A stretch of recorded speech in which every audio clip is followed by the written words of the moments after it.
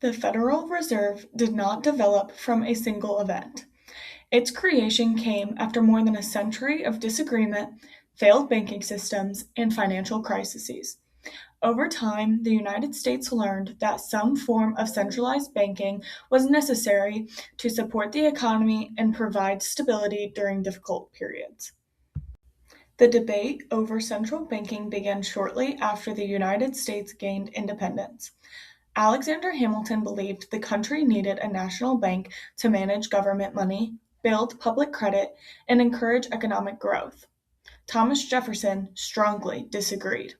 He believed a national bank gave the federal government too much power and mainly benefited wealthy citizens and businesses.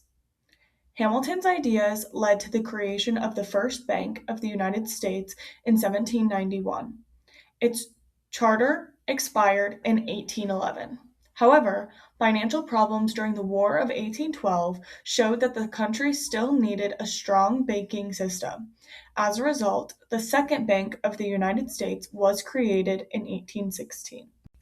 Nicholas Biddle later became the president of the Second Bank and used it to regulate credit and control the amount of money circulating throughout the country. President Andrew Jackson viewed the bank as too powerful and believed it favored wealthy Americans. Their disagreement became known as the Bank War. Jackson vetoed the bank's new charter and removed federal money from the institution, bringing the Second Bank to a close in 1836. After the Second Bank closed, the country entered the free banking period. During this time, many state banks issued their own forms of currency. The value of this money was not always dependable, and bank failures became more common. Although the National Banking Acts of the 1860s created a more consistent national currency, the United States still did not have a central bank that could respond to financial emergencies. The Panic of 1907 became one of the most important events leading to the Federal Reserve. Banks and businesses failed, people rushed to withdraw their money, and private banker J.P. Morgan had to organize financial support.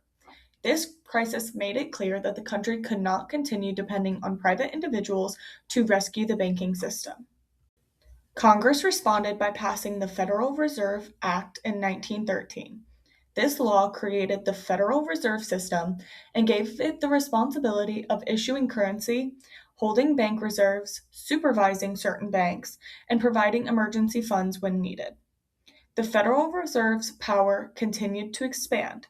The Glass-Steagall provisions of the Banking Act of 1933 separated commercial banking from investment banking and created federal deposit insurance. The Humphrey-Hawkins Act of 1978 required the Federal Reserve to focus on both stable prices and maximum employment while regularly reporting its decisions to Congress. In 1999, the Gramm-Leach-Bliley Act removed many of the restrictions created by Glass-Steagall. Banks, investment companies, and insurance companies were once again allowed to operate together. This created larger and more connected financial institutions.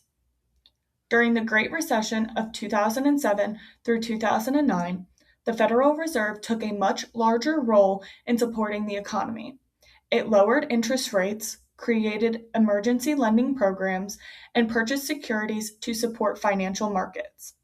The Dodd-Frank Act of 2010 gave the Federal Reserve more responsibility for supervising large financial institutions, performing stress tests, and identifying risks that could threaten the entire economy.